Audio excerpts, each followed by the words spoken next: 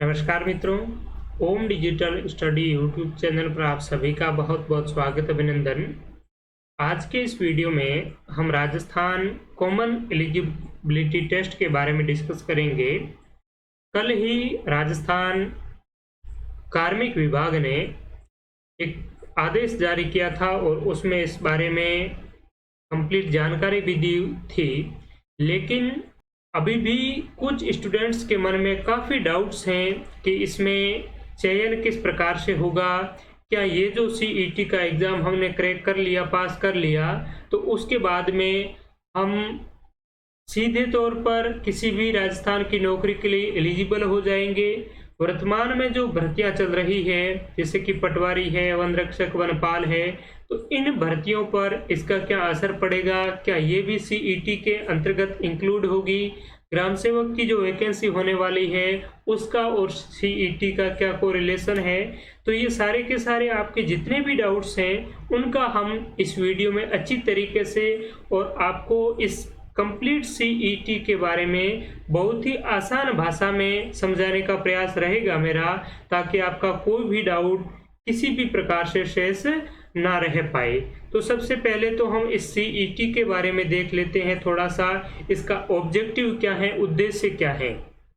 तो मित्रों, राजस्थान हो चाहे इंडिया लेवल की बात हो, इससे पहले सेंट्रल गवर्नमेंट ने एक एनआरए नामक संस्था गठित की थी, नेशनल रिक्रूटमेंट एजेंसी, और उसके आधार पर पूरे इंडिया लेवल पे एसएससी, आईबीपीएस और रेलवे जो एग्ज़ाम करवा रहे हैं, तो उनके लिए भी एक कंबाइंड रूप से सीईटी का एग्ज़ाम करने की उन्होंने बात कही थी और उस पर प्रोसेस काम भी चल रहा है। तो ठीक उसी तर्ज पर राजस्थान में भी एक कॉमन एलिजिबिलिटी टेस्ट की बात कही गई है और इसके लिए प्रक्रिया भी स्टार्ट हो गई है। इस वीडियो में हम कंप्लीट डिस्कस करेंगे कि ये सीईटी है, ये कब से स्टार्ट होगा, क्या है क्या नहीं है। तो इसका मेन जो ऑब्जेक्टिव ये है मित्रों कि राजस्थान के जितने भी एग्ज़ाम होते हैं, चाहे कांस्टेबल का एग्ज़ाम है तो ये राजस्थान का पुलिस डिपार्टमेंट करवाता है। जैसे हाईकोर्ट एलडीसी में एलडीसी की जो वैकेंसी निकलती है तो वो हाईकोर्ट करवाता है। वर्तमान में जो विद्युत विभाग की वैकेंसियाँ हैं तो राजस्थान जो एनर्जी डिपार्टमेंट है ये इसका एग्ज़ाम करवा रहा है। 1200 रुपये फीस आपको देनी पड़ रही है फॉर्म की। इसके अलावा राजस्थान कर्मचारी चयन बोर्ड भी एग्ज़ाम करवा रहा है, और भी जैसे कि राजस्थान डेयरी फेडरेशन भी अलग से अपना एग्ज़ाम कंडक्ट करवा रहा है। तो इस प्रकार के जो छोटे मोटे एग्ज़ाम हैं वो अलग अलग संस्थाएं, अलग अलग डिपार्टमेंट है वो होस्ट करवा रहे हैं। इससे फॉर्म भरने में भी काफ़ी पैसे है वो लग जाते हैं। अलग अलग एग्ज़ाम देने के लिए परिवहन व्यय भी रहता है, हमेशा आना जाना रहता। इसके अलावा एक आपका निश्चित उद्देश्य नहीं होता है, और जब तक किसी व्यक्ति का एक निश्चित लक्ष्य नहीं होगा, उद्देश्य नहीं होगा, तो सफलता प्राप्त करने काफ़ी उसके लिए कठिन हो जाता है। लेकिन जब आपका ये सीईटी होगा, कॉमन एलिजिबिलिटी टेस्ट होगा, तो उसका आपका एक सिलेबस निश्चित होगा। एक ही परीक्षा के लिए आपको साल भर तैयारी करनी होगी, और ये एक परीक्षा आपने दे दी तो उसके बाद में अगर अच्छी मेहनत करके आपने एक परीक्षा दे दी तो 3 साल तक ये परीक्षा वैलिड होगी, और 3 साल तक राजस्थान में जो भी वैकेंसी आएगी उसके लिए ये आपका एक एग्ज़ाम है वो काम करेगा। तो ये किस प्रकार से करेगा, इसमें चयन किस प्रकार से क्या होगा, उसका हम इस वीडियो में कंप्लीट डिस्कस करेंगे। तो चलिए एक एक सवाल आपके लेते हैं और उस सवालों का मैं आपको जवाब देता हुआ चलूँगा। उसके बाद में आपका एक भी सवाल नहीं रहेगा, और कोई भी और भी आपके मन में कोई डाउट हो, शंका हो, तो उसके समाधान के लिए आप कमेंट बॉक्स में लिख सकते हैं। मैं निश्चित तौर पर आपके कमेंट का रिप्लाई देने का प्रयास करूँगा।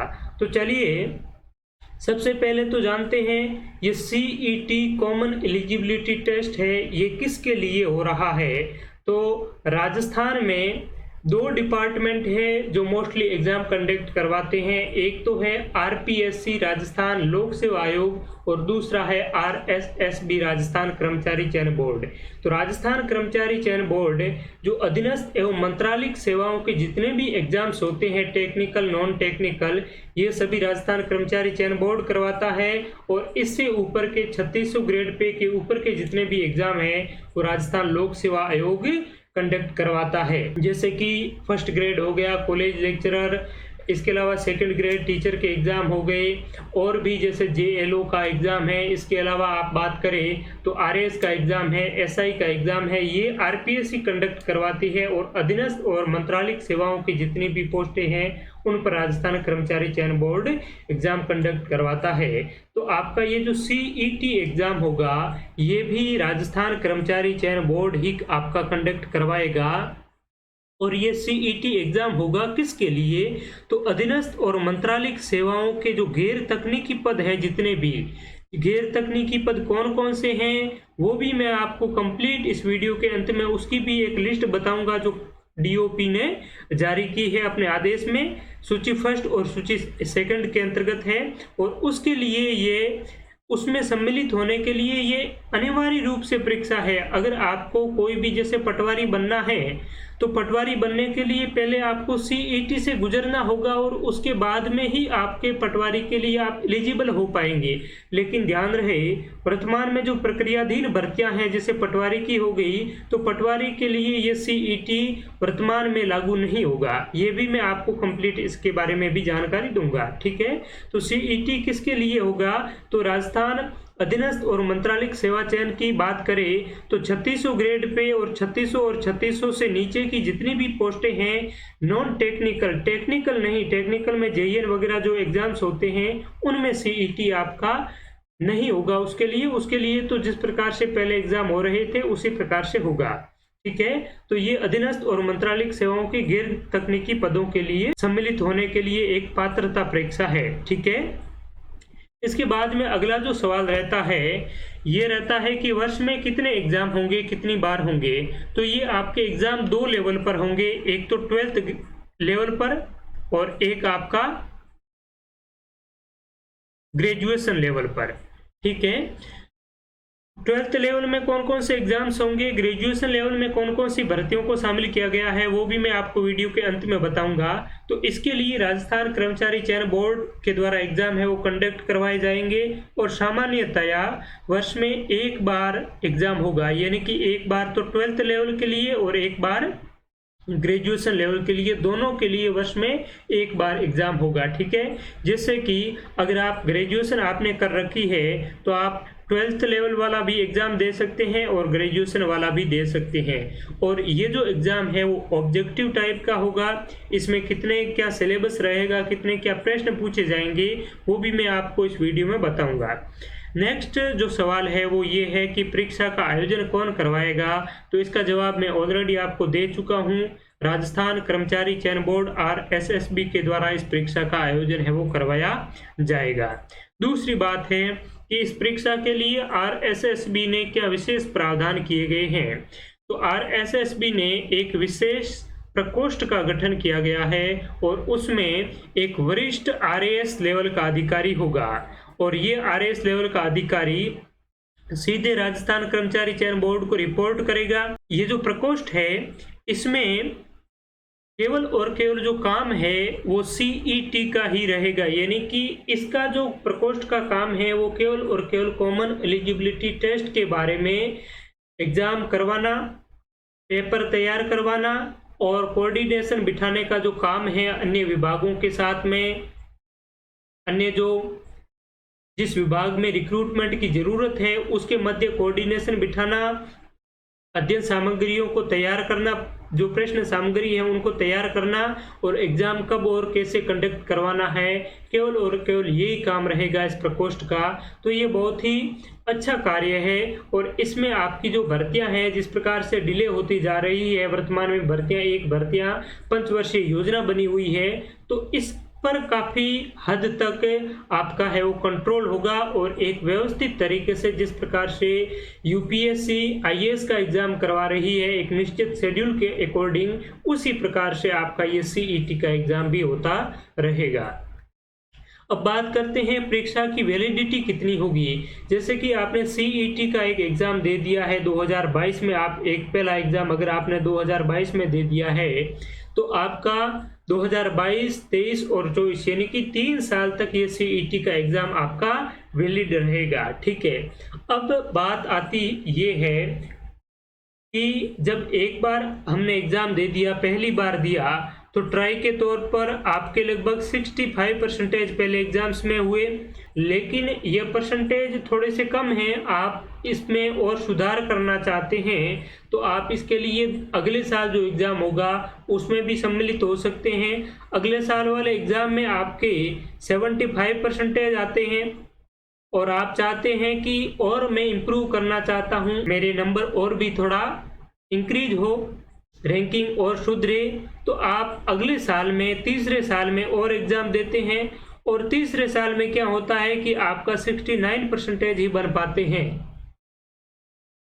तो अब क्या होगा, आपका डाउट ये भी रह सकता है कि सर अब लास्ट वाला तो 69 है और पहले वाला अधिक है, तो इसमें जो पात्रता है वो किस आधार पर मानी जाएगी। तो आपकी जो पात्रता है वो आपकी 75 यानी कि जो अधिकतम अंक आपने जो अर्जित किए गए हैं उसे ही पात्रता हेतु गिना जाएगा। तो ये आपका कोई किसी भी प्रकार का डाउट नहीं रहना चाहिए। ठीक है, साथ एक बात और कि इस परीक्षा में बैठने के लिए कोई लिमिटेशन नहीं है अटेम्प्ट की। जैसे कि आप आईएएस का एग्जाम देते हैं तो 3 या 5 अटेम्प्ट ही आप दे पाते हैं, लेकिन यहाँ पर आपकी कोई लिमिटेशन नहीं है, कितनी ही बार आप एग्जाम है वो दे सकते हैं। और आपका जो रिजर्वेशन है, एज लिमिटेशन है और भी आपकी जो अन्य पात्रता है वो आपकी जिस प्रकार से वर्तमान में जिस एग्जाम्स के लिए होती है वो आपकी यथावत रहेगी, उसमें आपका कोई भी किसी भी प्रकार का कोई बदलाव होने वाला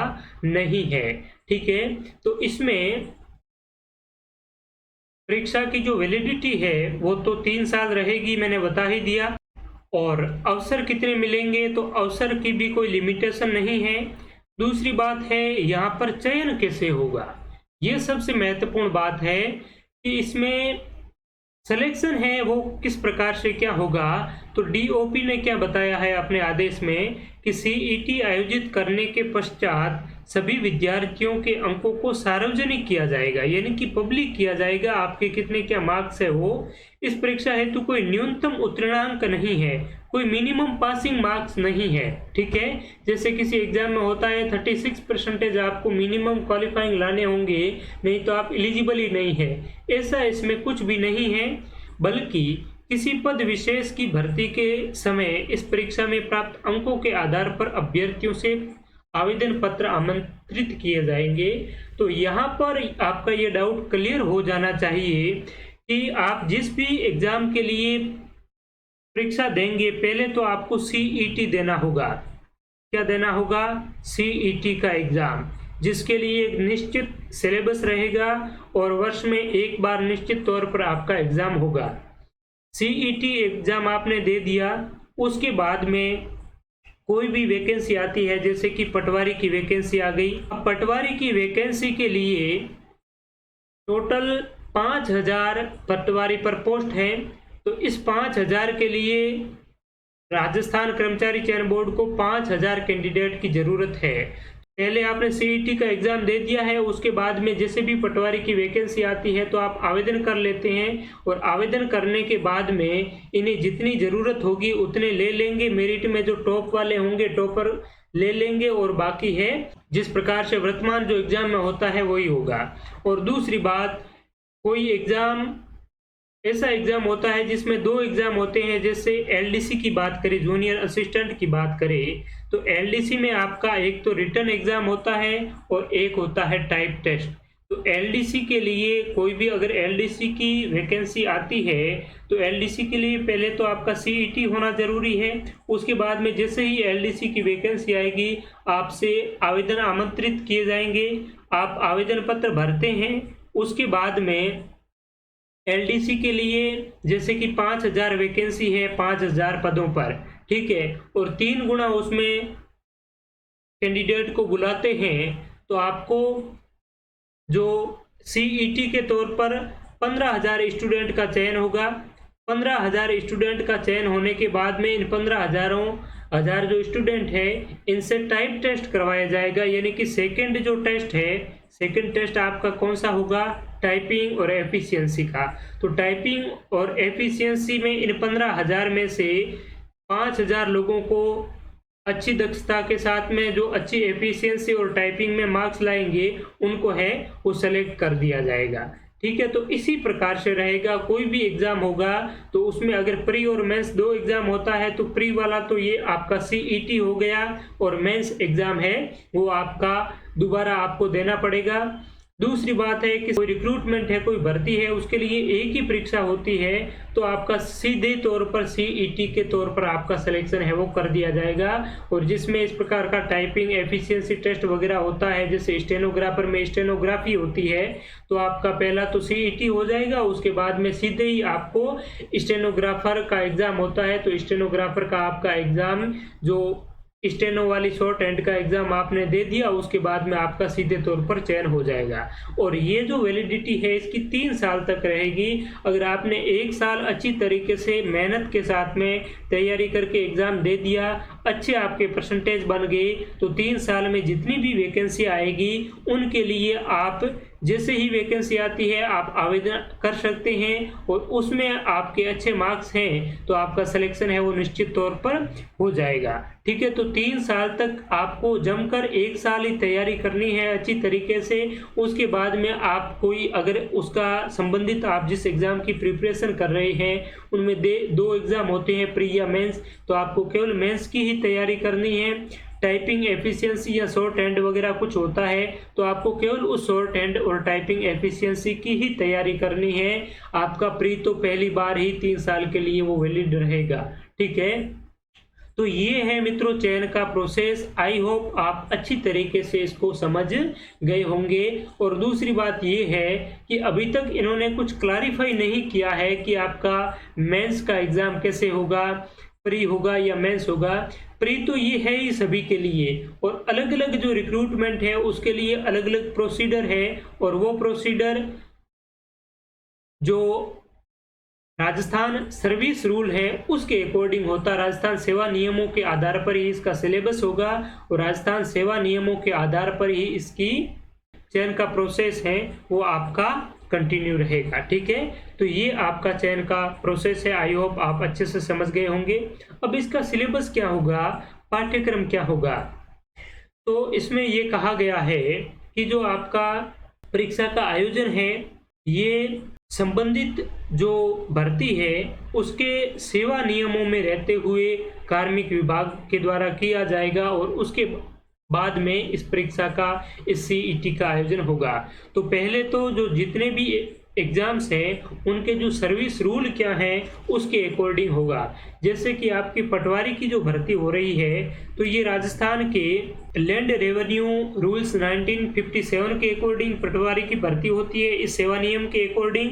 इसके अलावा जूनियर अकाउंटेंट की बात करें तो जूनियर अकाउंटेंट की जो वैकेंसी है वो राजस्थान सब ऑर्डिनेट अकाउंट्स रूल 1973 के अकॉर्डिंग होती है। तो इस प्रकार से जो सेवा नियम है उसी के आधार पर आपकी जो ये सीईटी का भी एग्जाम होगा, तो उसमें जो ग्रेजुएशन लेवल और 12th लेवल के आपके 2 शेड्यूल हैं वो उसमें लास्ट में बताए गए हैं। तो उसमें जितनी भी आपकी परीक्षाएं हैं, जितने भी जो सेवा नियम वगैरह और एग्जाम्स है वो शामिल किए गए हैं, पोस्ट उसमें शामिल हैं, उसके आधार पर सभी में क्या क्या सिलेबस है उनको ध्यान में रखते हुए आपका एक कॉमन सिलेबस बनाया जाएगा। और इसमें आप सीधे तौर पर ये मान सकते हैं कि जैसे पूरा 100 नंबर का पूरा एक पेपर होता है आपका सीईटी का, तो उसमें 20 हिंदी के, 20 इंग्लिश के, 20 रीजनिंग और मैथ्स के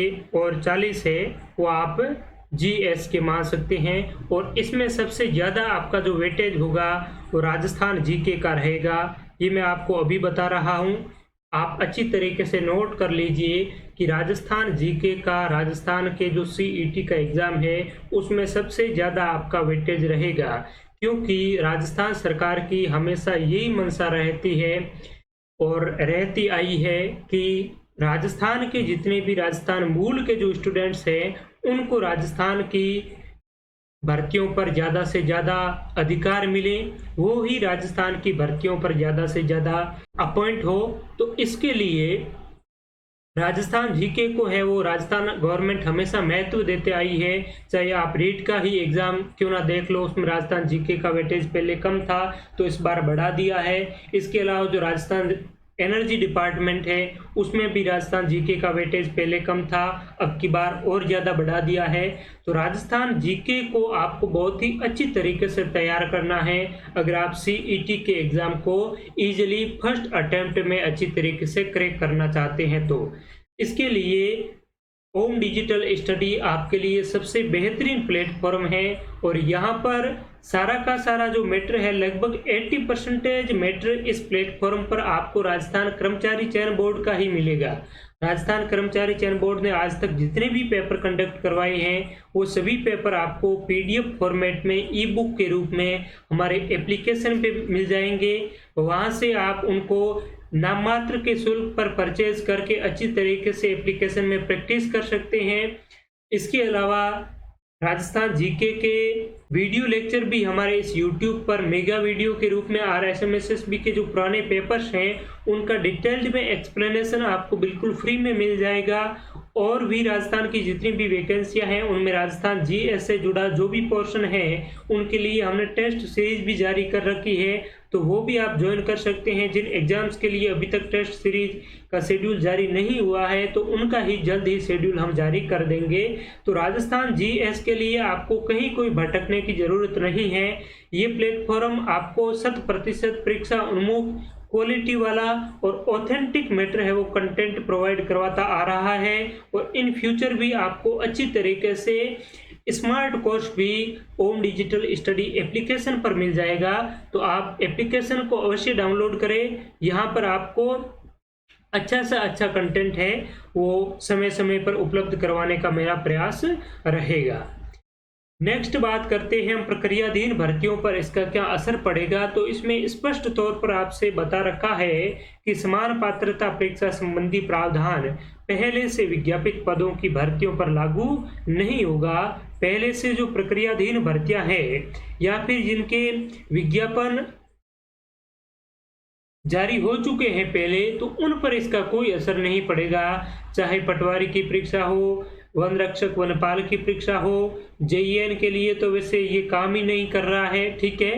तो और भी आपकी जितनी भी एग्जाम्स हैं पहले जिनका विज्ञापन जारी हो चुका है तो उस पर आप निश्चिंत रहे अपनी तैयारी को। जिस प्रकार से आपका एग्जाम का शेड्यूल जारी किया हुआ है या फिर जिनका एग्जाम का शेड्यूल जारी नहीं हुआ है तो उनके लिए आप निश्चिंत होकर तैयारी करें। इस सीईटी का कोई असर नहीं पड़ेगा। ये आपका लगभग मैं कह सकता हूं कि 2022 के जनवरी महीने से आपका सीईटी है वो लागू होने के चांसेस लग रहे हैं, ठीक है।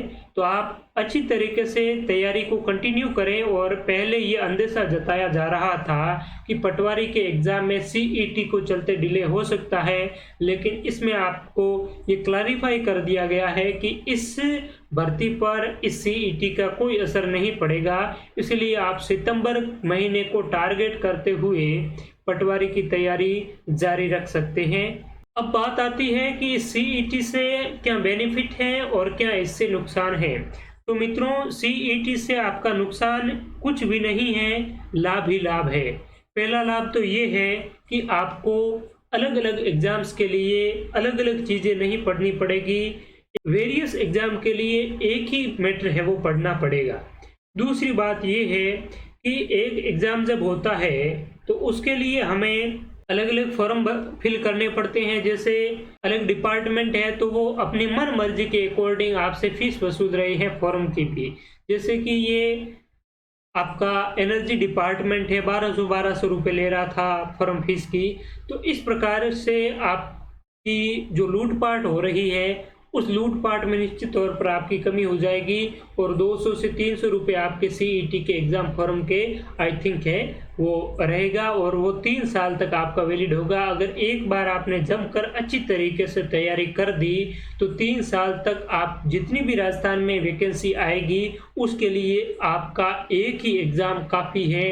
इसीलिए मारवाड़ी में कहावत है कि धूड़ जो खानी है तो दोरागी खाओ, ठीक है। तो इसीलिए अगर आपको तैयारी ही करनी है, गवर्नमेंट एग्जाम में सिलेक्शन ही लेना है, तो अच्छी तरीके से अच्छी तैयारी के साथ में आप एक बार ही अच्छी तैयारी कर लीजिए। उसके बाद में आपके लिए नौकरियां ही नौकरियां हैं। और इसमें एक फ़ायदा ये भी है कि अगर बाय द वे आपका गवर्नमेंट एग्ज़ाम में सिलेक्शन ना भी होता है तो भी ये जो आपके सीईटी है ये ऑनलाइन आपका मार्क्स है वो प्रदर्शित होगा और इसमें जितनी भी प्राइवेट सेक्टर की जो कंपनियां वगैरह है तो वो भी उनके पास में इतने संसाधन नहीं होते हैं कि एक उनको एम्प्लॉय भर्ती करने के लिए एक रिक्रूटमेंट आयोजित करवाई जाए, परीक्षाएं करवाई जाए और उसके आधार पर वो चयन करे। तो ये एक इससे भी फायदा होगा, जैसे कि बड़े बड़े कोचिंग इंस्टीट्यूट हैं, इसके अलावा और भी प्राइवेट सेक्टर की जितनी भी कंपनियां हैं तो वो आपके यहाँ से मार्क्स है वो देख लेगी अच्छी तरीके से और उसके बाद में वो भी आपको आपके लिए आवेदन आमंत्रित करेगी और जो अच्छे कैंडिडेट हैं जिनके अच्छे मार्क्स हैं उनको वो भी हायर करेगी। तो इससे आपके फायदे ही फायदे हैं, नुकसान कुछ भी नहीं है। आई होप आप इस सीईटी को अच्छी तरीके से समझ गए होंगे। तो अभी से अच्छी तैयारी के लिए आप लग जाइए और जैसे ही सीईटी का एग्ज़ाम होता है फर्स्ट अटेम्प्ट में आप बहुत ही अच्छी स्कोरिंग के साथ में अपना दमखम दिखाइए और राजस्थान में होने वाली सभी प्रतियोगी परीक्षाओं के लिए आप एक ही एग्ज़ाम में एलिजिबल हो पाएंगे और राजस्थान जीएस इसके लिए एक आपका मील का पत्थर साबित होगा और वो आपको एग्ज़ाम ओरिएंटेड ऑथेंटिक और प्रामाणिक कंटेंट आपको इस प्लेटफॉर्म पर मिलने वाला है। तो आप ओम डिजिटल स्टडी एप्लीकेशन को आप अवश्य डाउनलोड करें, साथ ही साथ जो हमारा टेलीग्राम चैनल है उसको भी आप ज्वाइन कर लीजिए। उस टेलीग्राम चैनल पर आपको बहुत ही महत्वपूर्ण और एग्जाम ओरिएंटेड चीज़ें आपको मिलती रहेगी और डेली आपको 10-20 क्विज भी टेलीग्राम चैनल पर डेली तौर पर मिलते रहेंगे। इसके अलावा जो परीक्षाएं हो रही है उनके जो लेवल है वो 2 लेवल मैंने आपको स्टार्टिंग में बताए थे कि फर्स्ट लेवल आपका होगा ग्रेजुएशन का और सेकंड लेवल होगा आपका 12th का।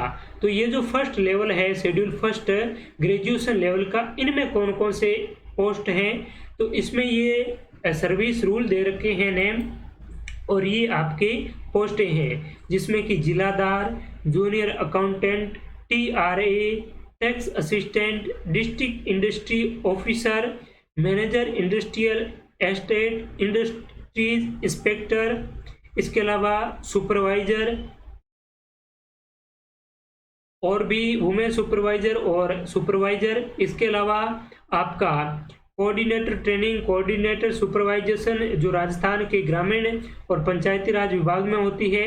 इसके अलावा राजस्थान के जो प्रिजन डिपार्टमेंट में डेप्यूटी जेलर और असिस्टेंट जेलर की होती है, रेवेन्यू डिपार्टमेंट में पटवारी की है और इसके अलावा पंचायती राज में आपकी ग्राम सचिव जिसे कहते हैं वीडियो ग्राम विकास अधिकारी इसके लिए और हॉस्टल सुपरिटेंडेंट ग्रेड 2 के लिए भी आपका ग्रेजुएशन वाला सीईटी काम आएगा, ठीक है। तो आपके अगर ग्रेजुएशन है, आप स्नातक है तो एक अगर आप एग्जाम देंगे तो इनकी 3 साल में इतनी पोस्ट पर जितनी भी वैकेंसी आएगी उसके लिए आप एलिजिबल होंगे 3 साल तक, ठीक है। दूसरी बात है उच्च माध्यमिक स्तर की। तो उच्च माध्यमिक स्तर में इन्होंने ये जो एग्जाम्स है ये पोस्ट शामिल की है laboratory incharge, forester, hostel superintendent और इसके अलावा आपका मिनिस्ट्रियल सेक्रेटरीट, मिनिस्ट्रियल में आपका क्लर्क ग्रेड 2 है, सबऑर्डिनेट के मिनिस्ट्रियल सर्विस में जूनियर असिस्टेंट है और राजस्थान पब्लिक सर्विस आरपीएससी का क्लर्क ग्रेड 2 और पंचायती राज का एलडीसी और राजस्थान एक्साइज सबऑर्डिनेट सर्विस का जमादार ग्रेड सेकंड, यानी कि मोस्टली आपकी जो एलडीसी की वैकेंसी है इसमें आपके साथ में एक चालबाजी भी राजस्थान गवर्नमेंट ने करने का प्रयास किया है, क्योंकि ये जो जूनियर असिस्टेंट और एलडीसी के जो साथी है ये काफ़ी समय से मांग कर रहे थे कि एलडीसी की जो वर्तमान में एग्ज़ाम हो रहे हैं, आगे भी एग्ज़ाम होंगे, तो उनके लिए उन्होंने पहले योग्यता है वो ग्रेजुएशन एक बार कर रखी थी। ठीक है, जैसे कि राजस्थान हाईकोर्ट में भी हो रही है तो इसमें भी जूनियर जुडिशियल असिस्टेंट के लिए योग्यता है वो ग्रेजुएशन है। तो इसी प्रकार से ग्रेजुएशन योग्यता होने के बावजूद भी इसका ग्रेड पे है वो 2400 है। तो ग्रेजुएशन को देखते हुए 3600 ग्रेड पे की मांग है वो चल रही थी, लेकिन इन्होंने एलडीसी को उठा करके ग्रेजुएशन से 12th में ला दिया है। और अब इसकी मंशा यही है कि आपकी वीडियो की पटवारी की इनकी तो आपकी जो ग्रेड पे है वो 3600 हो सकते हैं, इन फ्यूचर ये कर भी देंगे, लेकिन एलडीसी का आपका बहुत ही रेयर चांस है कि ग्रेड पे 3600 करे, क्योंकि इन्होंने योग्यता है वो इसकी सेकेंडरी लेवल में इन्होंने इसको डाल दिया है। और दूसरी बात है, अब आपके कमेंट ये भी आ सकते हैं कि सर कांस्टेबल का एग्ज़ाम हो गया, वन रक्षक का एग्ज़ाम हो गया, तो ये किस में जाएगा? तो ये इसकी योग्यता है मिनिमम 10वीं है। वैसे अगर सेंट्रल गवर्नमेंट की बात करें तो इन्होंने सीईटी का जो परफॉर्मेंस रखा था उसमें 3 लेवल रखे थे, 10th लेवल, 12th लेवल और ग्रेजुएशन लेवल।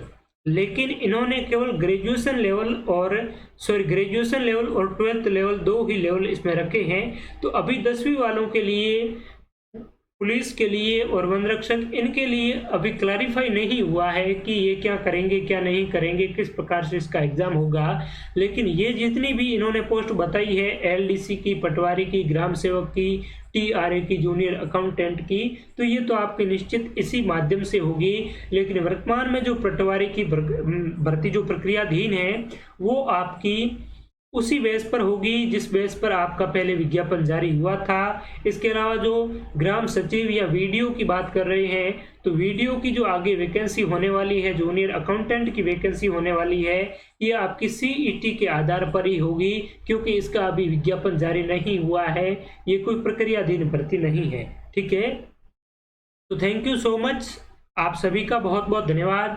और मैं उम्मीद करता हूं कि आपको ये सेशन है वो बहुत ही पसंद आया होगा और इसमें आपको सारी की सारी आपकी जो भी डाउट्स थे, क्वेरीज थे, वो अच्छी तरीके से सॉर्ट आउट हो गए होंगे। बेहतरीन तैयारी के लिए, जीएस को अच्छी तरीके से तैयार करने के लिए और हिंदी इंग्लिश की भी टेस्ट सीरीज आपको एक अच्छी तरीके से एग्जाम ओरिएंटेड टेस्ट सीरीज आपको हमारे इस ओम डिजिटल स्टडी मोबाइल एप्लीकेशन पर मिलेगी। तो आप ओम डिजिटल स्टडी मोबाइल एप्लीकेशन अभी ही डाउनलोड कीजिए, इसी वीडियो के डिस्क्रिप्शन में या फिर आपको आई बटन में इसकी लिंक मिल जाएगी, वहां पर क्लिक करके आप इसे प्ले स्टोर से डाउनलोड कर सकते हैं। इसमें आपको आरएसएसबी के जितने भी आज तक पेपर कंडक्ट करवाए हैं, चाहे राजस्थान जीके के हो, रीजनिंग मैथ्स के हो, इंडियन ज्योग्राफी के हो, हिस्ट्री के हो, पॉलिटी के हो, सारे के सारे आपको प्रीवियस पेपर मिल जाएंगे, टेस्ट सीरीज मिलेगी, प्रीवियस ईयर पेपर्स का वीडियो लेक्चर भी मिल जाएगा और फ्री में बहुत से जितने भी राजस्थान एग्जाम्स हैं उनके जो सिलेबस वगैरह है वो भी आपको इस प्लेटफॉर्म पर बिल्कुल फ्री में अवेलेबल हैं। तो आप इस एप्लीकेशन को जरूर डाउनलोड करें, हर वो जरूरी चीज़ें आपको इस एप्लीकेशन पर मिलेगी जो एक प्रतियोगी परीक्षार्थी के लिए आवश्यक हैं। साथ ही साथ आप हमें इंस्टाग्राम पर भी फॉलो कर सकते हैं और ट्विटर पर भी फॉलो कर सकते हैं। इसके अलावा हमारा टेलीग्राम चैनल है ओम डिजिटल स्टडी, इस पे भी आपको डेली क्विजेज और कुछ महत्वपूर्ण पीडीएफ मिलती रहेगी। और ये जो कार्मिक विभाग का आदेश है, ऑर्डर है, ये भी आपको हमारे टेलीग्राम चैनल पर मिल जाएगा। तो आप टेलीग्राम चैनल को अवश्य विजिट करें और बेहतरीन और एग्जाम ओरिएंटेड फैक्ट्स के लिए आप हमें इंस्टाग्राम पर जरूर फॉलो करें। वीडियो पसंद आया हो तो इसे लाइक ज़रूर करें, अपने और साथियों के साथ में भी शेयर करें और चैनल पर पहली बार देख रहे हैं तो इसे सब्सक्राइब करना बिल्कुल भी ना भूलें। Thank you so much to all, thank you.